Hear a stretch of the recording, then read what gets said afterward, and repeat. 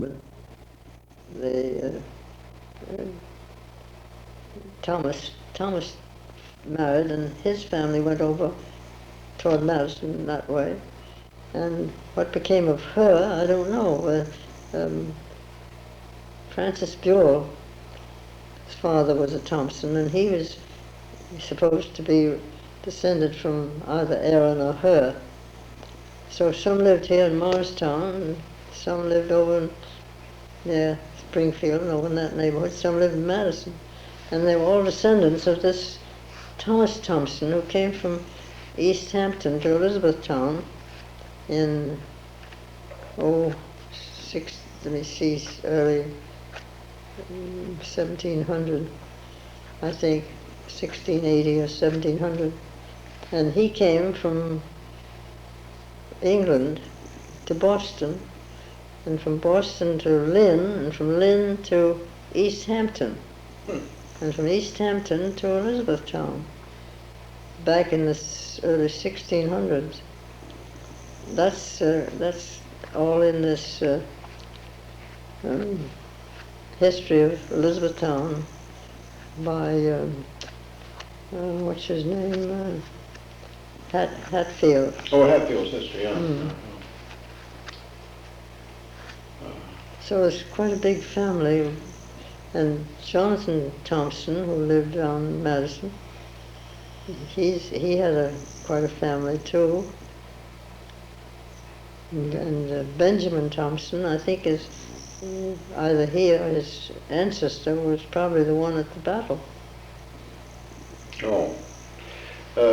You have, sometime since I read the informal history of Washington Valley, but do you have any clue as to who wrote in the Bible? I mean, who they... Well, they're signed by different people. Oh. David Thompson, son of David Thompson and Hannah Carey, supposed to have written this history of, it's during the war. He told of the hardships and the things which happened through Mendham, the theft of cattle and clothing and whatnot. And the story about the black woman who was Martha Washington's slave. Yes. That is all in that one volume, supposedly written by David Thompson. Oh, I don't know, it's a funny arrangement. I have to show you when you get time and read it through. It would take a lifetime, but if I had eyes, I'd do it. Yes, I'd like to. It ought to be recorded. It switches from all kinds of things, all dates and everything else, different writing, and all kinds of items of interest are disconnected.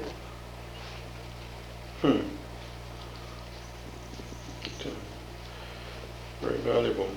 Well, it's interesting. Of course, when you're writing the book, Gladys Foster read a great deal of it and wrote excerpts and things from it. And Barbara. These women weren't so darn busy. I try and get somewhere, but they're full of themselves, and you never can get a hold of them. They come and stay about a minute and a half. And all these girls, Barbara Hoskins and Dot Roberts helped, and Gladys Foster. But you never can pin them down to stay long enough to do anything. But it's a very difficult thing to read. It's faded and poorly written and fine hand, you know. I suppose as you get used to it, you could perhaps... yes, as you get used to it. I think someone with an analytical mind like yours could probably get used to it and no doubt make a lot more out of it. I know some of this old writing is very difficult at first. You think you can't read it all, and then as you go, you sort of pick up speed. And yeah, it comes to you. If you ever got time to read it, I'd be glad to get it out. I'd like to sometime. It ought to be really deciphered in some way. It may not. It certainly should. You know, it may have been written a great deal later, from letters or from clippings, because there are lots of clippings in it, cut out of paper, and all that sort of thing. And I think anyone who had the time and patience probably could decipher it. Yes. Well, let's see, since they're planning to flood Washington Valley, I suppose, I say since they're planning to flood Washington Valley, I suppose these houses down here are of special interest. Maybe you'd like to talk a little bit about some of the old houses there in Washington Valley that you pass on the way to Smith's house, and so forth, Well, or to the Smith. The one, the nearest around the corner belonged to Christopher Moody when I was young, and he was supposed to come from Ireland in 1860. And then there was a little house there, I imagine, before, because this house had been added to, and we thought perhaps it might belong to Samuel Roberts, who owned a great deal of land here before the Revolution. And it was the later Samuel Roberts, say around 1770, around there, who married Jonathan Ogden's mother. And we thought, surmised of course, that Jonathan Ogden got this place from his stepfather. Parts maybe bought it, maybe given to him, you don't know. But we always had a feeling that the Moody house was the Samuel Roberts house, although we had it spoke of his owning so much land, and but it never pinned it down to where exactly. It would say commence at Joe Smith's line and continue eastward so many chains and whatnot, but never mentioned a house. But we think it was this land here and a lot in the valley. Well, anyway, the Moody's lived there when I did, and then next to Moody's was Jake Carey, whose father, Emsa Carey, was related to Hannah Carey, who married David Thompson. Uh-huh. You see, from Mendham. Well, the Careys, old Carey, used to ride through here in a little buggy, and he used to get pretty high once in a while, as in my childish memory. He'd sing and talk all the way through, and he had white hair and white beard, and he had one ewe lamb daughter, Addie. And Addie was, very shocked at such goings on, and she was a teetotaler and a woman's temperance, and she was a religious, very religious Addie Carey. And she married Webley West, who was a stevedore, and she completely reformed him. He never took anything to drink after he married Addie. And they lived in the next house, which was bought by John Bickford, that's up on the hill. Oh. And that, of course, will be, it won't be usable once the reservoir is there, because it won't have any exit or entrance. It'll be sitting on a pinnacle. So I don't know what'll happen to that. And then you go on around the corner and cross the Whippany River, and all that land, both sides, the swamp and all the lowland and the other hillside, belong to the Smith family. Zenas Smith. Well, he had a brother, Silas, who lived further up the Schoolhouse Lane. And then, of course, the Smiths had that house with 1812 in the end. Mm-hmm, yes. Well, they think that house was, the little lean-to on this end was their original Smith house, and stood down the hill a little bit and was moved up, and the brick house added. And that's where they lived, and they owned quite a bit back, and all that hillside and all the swampy side, way over to, up to Whitehead Road. Then on the next farm, across, we used to call the Washington Valley Road still, now it's Gaston Road, and that belonged to the Arnold family. They owned 300 acres, I think, up in there. They had a big farm. They owned They joined the Smiths on the other side, and they went way over to, well, all the Hayes, what we call the Hayes tract now, and the other side of Gaston Road where Bellish is developed. All that was Arnold property. And they, Samuel Arnold, I think, bought that place, way back before 1700, I think, or in that neighborhood. And they lived there. I used to know they were butchers when I knew them. They had a butcher store down Morristown on Market Street. We went to them for years and years. Wonderful people. When I knew them up here left, there were old Jake Arnold, Willis Arnold, and Ed Arnold, and two sisters, Isabel and Emma. I knew all those. And the first Arnolds were the Smiths and the Goulds and the Whiteheads, who lived on the corner of Whitehead Road and Brookside Road. Isaac and Aaron. And Isaac was, well, they're both good farmers, but Isaac was a very fine character, very public-spirited. He was overseer of the poor, and if he couldn't find any place for the poor children, he'd take them in and take care of them. And I used to have a man who came here to thrash from Mendham, and they used to start in the fall and work their way down through the farms from Mendham to this neighborhood. We did ours last. And in the early days, he said they'd thrash a day and move on. They'd come down, always very hurried to get to Isaac Whitehead's, because Isaac and Mother Whitehead were such wonderful people. Jake, what's his name? He worked for me here. Oh, well, I told you the name, but I've forgotten. Said they always hurried through Aaron's thrashing because they didn't like Mrs. Aaron. She'd say, "You fellows are all too dirty, dusty. You sit out there on the stoop and I'll pass you out something." So she'd used to, Jesse Gray, that was his name, Jess said she'd pass out some cold potatoes and cold meat, and he said, "We soon get through with that stuff and go on and finish and get up to Isaac Whitehead's room."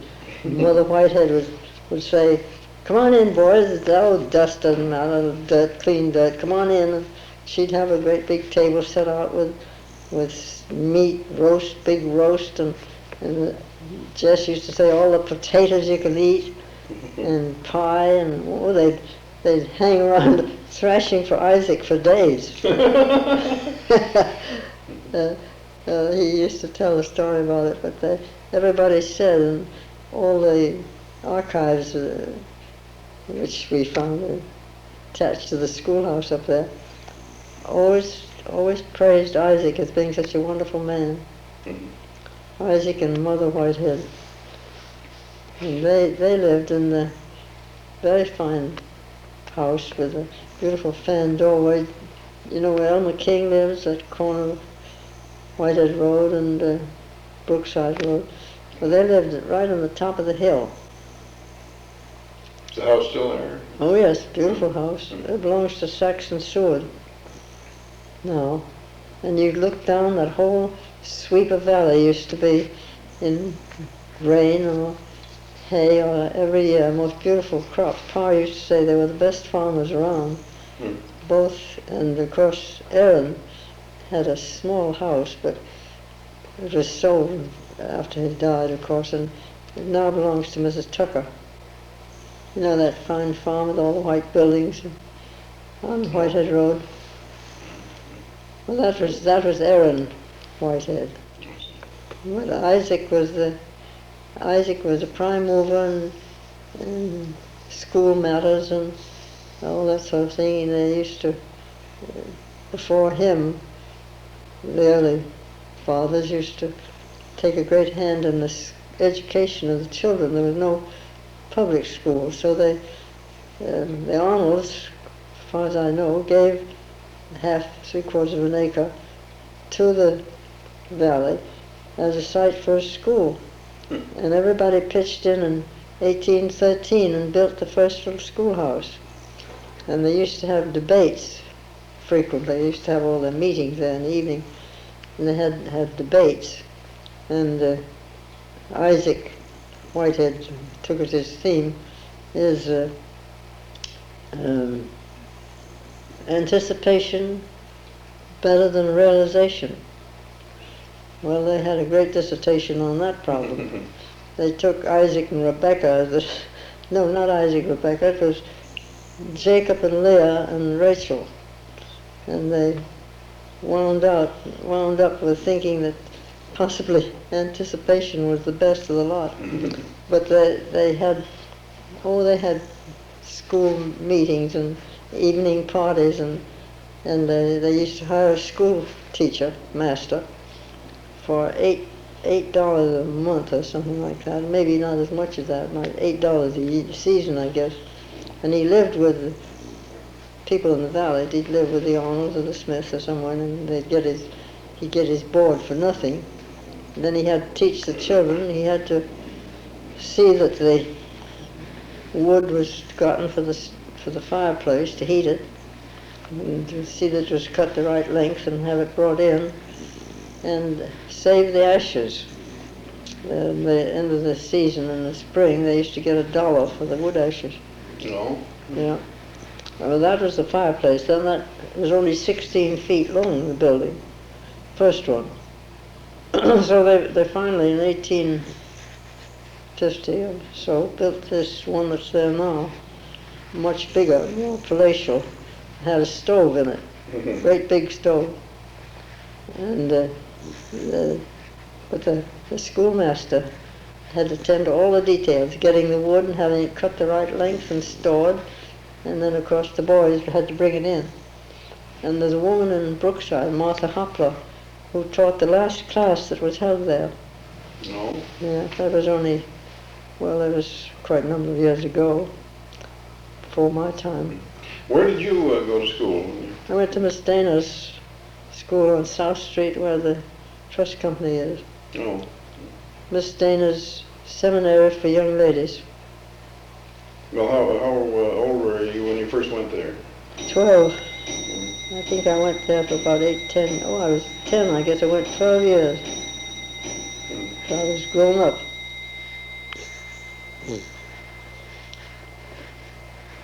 But there are all kinds of minutes of the doings of the valley residents and in and around the schoolhouse. What is it, if you say it's still there, what is it used for now? Well, they have parties and meetings and lunches and covered suppers and all sorts of covered dish suppers, and they're having a Halloween party now, and they have Christmas tea. Well, is this, what is a sort of society now? It's called the Washington Valley Community Club. Oh. And everybody belongs to it. I think we have 85 members. You would be surprised, but they were only, in my youth, there were only about 6 houses up there. And now I believe there are 250 or something. All in through the back there where Luther Martin lived, and all on the hillside and all that. That was wild land. But it was, I used to walk up there when I was 6 years old. I used to walk all through over there. And, no, up the Arnold Road, I suppose. Yeah, go up the Arnold Road and down into the valley, just up the hill. Yes. And then I used to go all the way to Brookside sometimes. I went there trying to buy a goat at the age of 6. Nobody knew where I went, and I had a big to-do trying to find me. I got back somehow or other. But and there were the Moody's and the Carriage and the Smiths and the Arnolds and the Silas Smiths, and the daughter Minnie married Frank Gould. The Goulds were there, and the 2 Whiteheads. They're all the people in the valley. Now, these Arnolds were descended, I suppose, from Arnold that owned the Arnold Tavern? Well, the first Samuel Arnold had a son, Jacob, and Jacob had a son, Jacob. Well, he was in the he was a, I don't know, he sold all kinds of farm stuff, material, hay and whatnot, and he wanted a warehouse in Morristown, so he built this Arnold Tavern as a warehouse, and then he didn't use it for that, and it gradually became used as a hostelry, and when he died, he left it to his son Jacob, who was the Colonel Arnold of the war. But he was too young to, he's a minor, and it was managed by a man named Kinney, who was a partner of Kinney and Arnold. And when he came of age, he took it over. That was during the war. So that there were several generations of Arnolds, Samuel and two Jacobs. Are there Arnolds still living in this area? All gone. Couldn't find a relation when we were writing the book. We couldn't find anybody to give us any information. No. Not a person. The old house up midway on Gaston Road was one of the Arnold houses, and that was bought by Mayor of Newark. What was his name? Mayor wasn't Baldwin. Mayor something or other of Newark, and he really made it very attractive. And then when he died, it was sold to the son of one of the people who lived in Morristown named Tears. He moved it sideways and way back, and it spoiled it. And then a number of people had it. Gladys Foster lived in it a while, and then the Davisons bought it. And they were awfully nice people. I knew Mildred very well. And she claimed she could hear the ghost of Amy Gaston, who lived in it, married Isaac Gaston, who was a cabinet maker in the valley. And she was a very dominant personage. And when she departed, her ghost haunts that house. And Mildred Davison used to tell the story of sitting in the sitting room smoking, and somebody came along and flicked it out of her hand. Ghost, Amy, didn't want smoking. And she said... How did she die, I wonder? Amy? Yes. Just died naturally, I think. She used to go out every night and see she had cows and heifers and horses and whatnot. She used to go out every night and go through the barns and see that they were in good shape and warm and everything. And Mildred Davison said you could hear her opening the attic upstairs door and coming down the creaky stairs and out and back in a short while.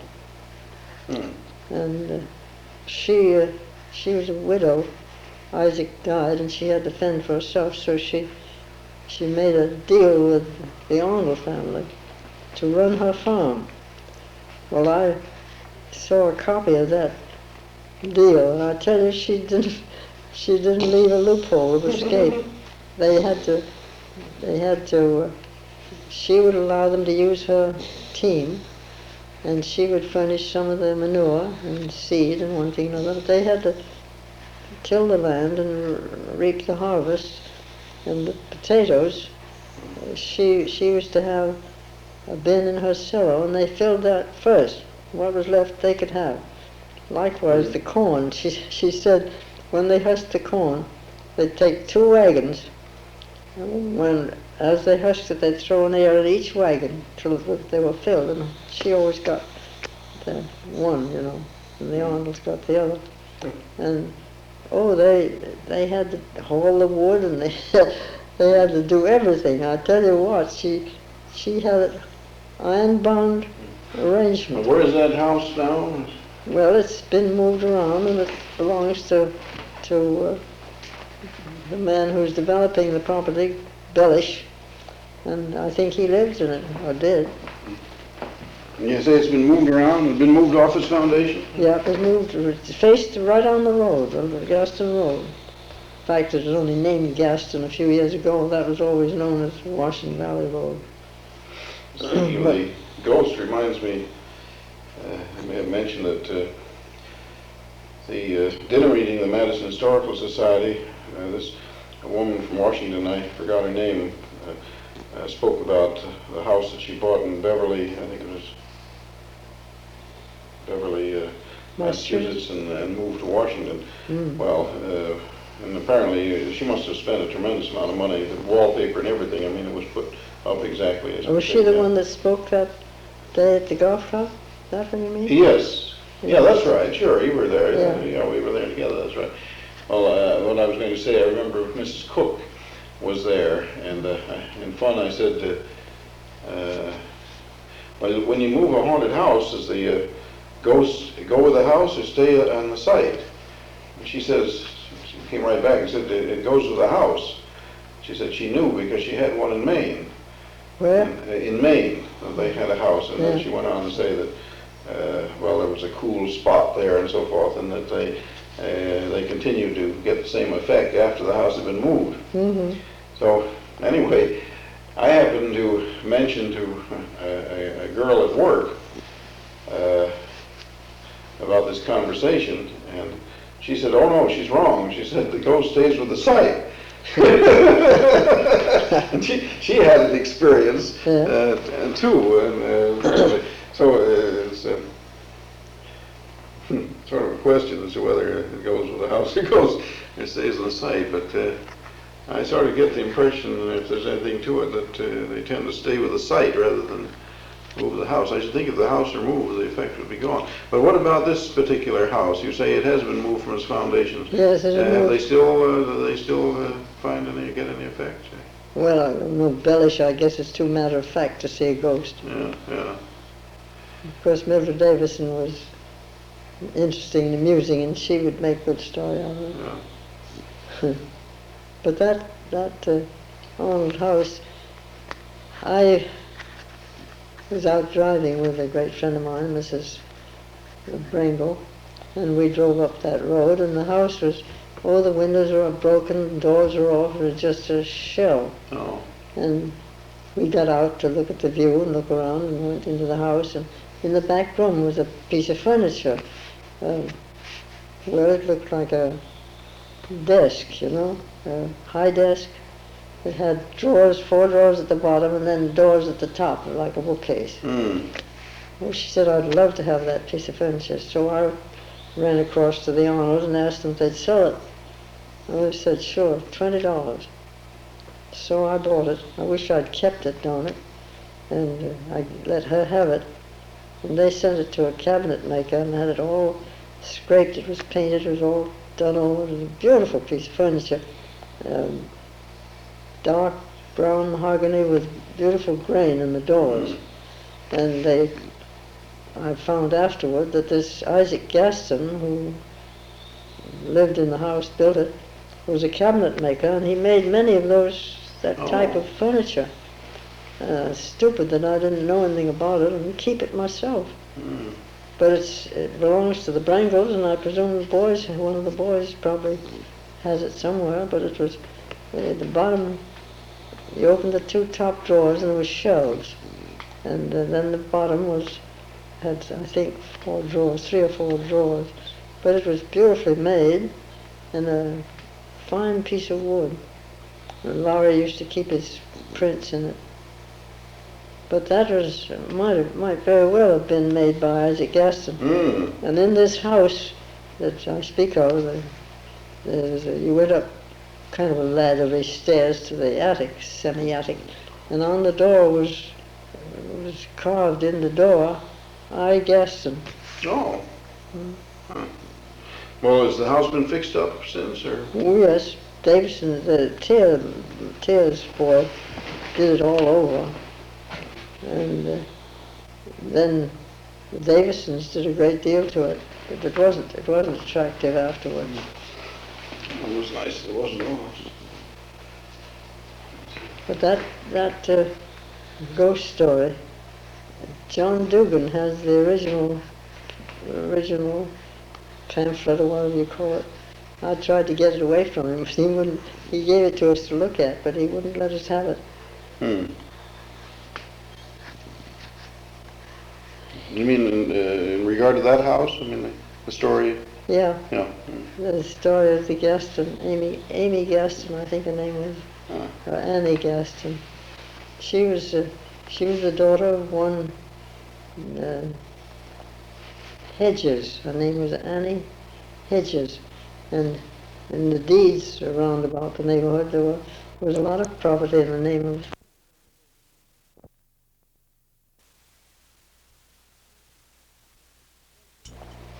Hedges. Her name was Annie Hedges, and in the deeds around about the neighborhood there was a lot of property in the name of Hedges, and he was a school teacher in Morristown.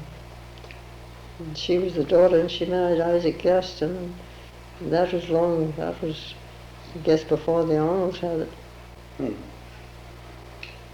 was supposed to be some chairs made by him down in the Washington headquarters, but I always doubted it.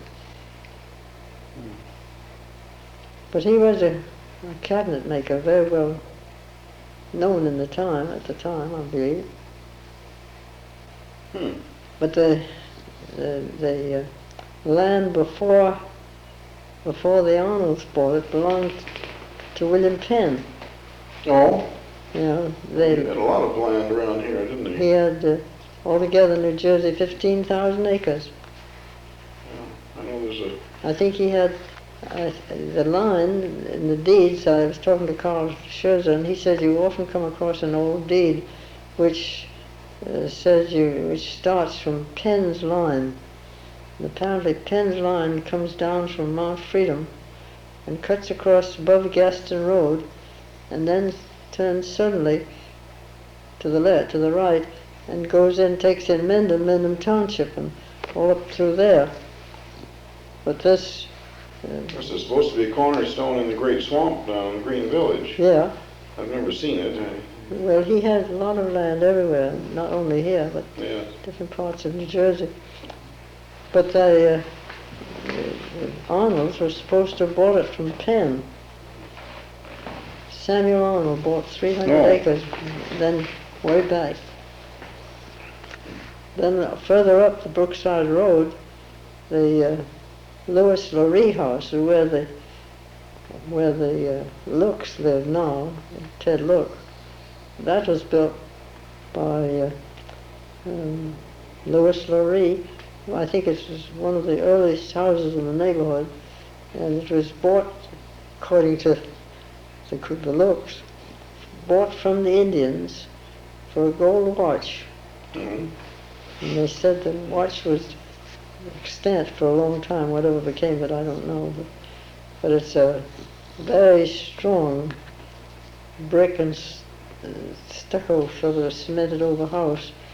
And it said that they had a very fine well next to it.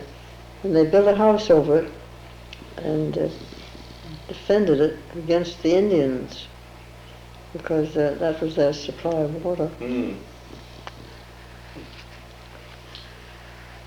Well, this Dugan has a lot of papers. He has notebooks kept by Jake Carey, well back in the early times. They didn't pass much money between them neighbors, because they didn't have any real money. They had only goods and crops. And M.T. Carey and I guess his wife were weavers. And in the second story of that house, in the back, there was a loom built right in the house. And when the first Careys in the West lived there, I've seen that often, that loom. And when they sold it to John Bickford, they had an awful time getting it out. And he used to weave carpets and goods for clothing, and he kept this running account. He'd weave certain number of yards of goods for one of the neighbors, and they'd pay him in so many bushels of corn, so many pecks of sacks of potatoes. And this notebook was kept over a period of, I don't know, a few years. When they finally stopped, they were only within a very few cents of coming out even. No. So they bartered in those days. They'd swap. Say the Arnolds and the Smiths would raise food, corn and wheat and grain, potatoes and whatnot, and they'd exchange it with M.Z. Carey for goods to make an overcoat or carpet for the floor, or something of the kind. So that I imagine life was very simple as far as the money went, but they didn't have any loose change. Now, where do you locate that house? Well, it's the second house. You go around the corner here. Yes. Come to the Moody farm. That white farm belongs to Rennie's. I see. And Jim Howe lives in it. And then a little way next, the next property is the West house, or the Carey house. John Bickford owned it, and his wife left him, and he's up and married another lady with 4 children. And I don't know who's in the house now, but that was the Carey house. He did it all over. Jake's wife was named Jerusha Carey. Well, I guess our tape is very near the end. Is it? Well, I think all this drivel might. This has been a long time. We've well over an hour there. Have we? Yes. This is November 9th, 1967, Thursday evening. Miss Carrie Foster's house. She's been reminiscing, and I think Caroline this is Foster. Caroline. Yeah, what did I say? Carrie. Oh, Carrie, I'm sorry. They never called me Carrie, and my mother didn't like it, and she always called me Cara, C-A-R-A. But most people do call me Carrie. Don't mind particularly, but I never signed myself that way. Well,